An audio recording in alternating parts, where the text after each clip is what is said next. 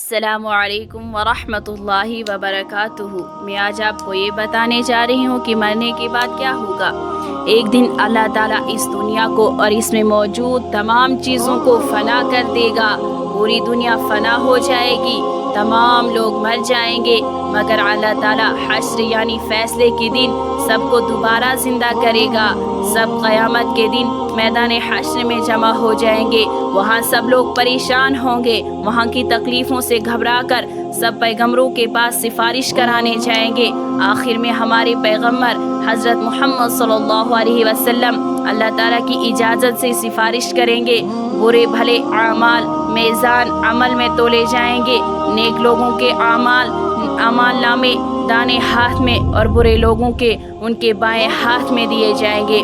جہنم کے اوپر ایک پل ہوگا، اس کو پل صراط کہتے ہیں۔ اس پر سے سب کو گزرنا ہوگا۔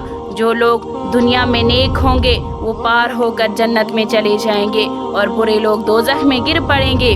دوزخیوں میں سے جن میں ذرا برابر بھی ایمان ہوگا وہ آخر میں اپنے اعمال کی سزا بھگت کر دوزخ سے نکل کر جنت میں جائیں گے، خواہ کتنے ہی بڑے گنہگار کیوں نہ ہو۔ البتہ جو کافر و مشرک ہوں گے وہ ہمیشہ دوزخ میں رہیں گے۔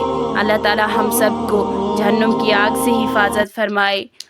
ایسی اور ویڈیوز دیکھنے کے لیے ہمارے چینل کو سبسکرائب کریں۔ السلام علیکم۔